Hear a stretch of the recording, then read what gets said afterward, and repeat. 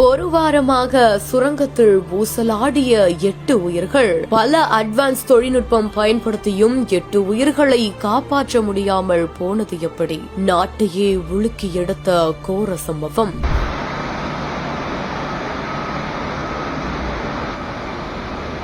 தெலங்கானா மாநிலம் நாகர் கர்னூல் மாவட்டத்துல கிருஷ்ணா நதி நீரை நல்கொண்டா மாவட்டத்துக்கு கொண்டுட்டு போறதுக்காக சுரங்க பாதை ஒண்ணு கட்டப்பட்டுட்டு வருது. கடந்த 5 ஆண்டுகளா இந்த பணிகள் மேற்கொள்ளப்பட்டுட்டு வருது. இந்த நிலையில தான் கடந்த 22ஆம் தேதி காலை 8:30 மணி அளவுல சுரங்க பாதையோட கூரை இடிந்து விழுந்திருக்குது. இதுல 2 பொறியாளர்கள் உட்பட 8 தொழிலாளர்கள் சுரங்கத்துக்குள்ளேயே சிக்கி இருக்காங்க. அவங்கள மீட்கிற பணி கடந்த ஒரு வாரமா இரவு பகலா தொடர்ந்து தீவிரமா நடைபெற்றுட்டு வந்திருக்குது.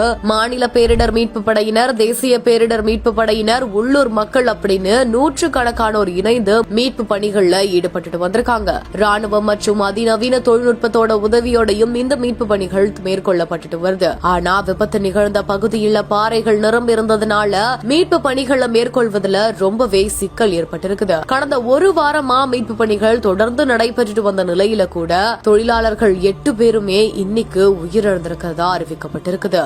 8 தொழிலாளர்கள்ல 5 பேரோட உடல்கள் மட்டும் மீட்கப்பட்டிருக்குது.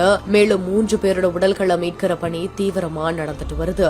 ஒரு வாரமா மீட்பு பணிகள் மேற்கொள்ளப்பட்டு வந்த நிலையில 8 தொழிலாளர்களுமே இடிபாடுகள்ல சிக்கி உயிரிழந்திருக்கிற இந்த ஒரு சம்பவம் அந்த பகுதியில பெரும் சோகத்தையும் அதிர்ச்சியையும் ஏற்படுத்தியிருக்குது.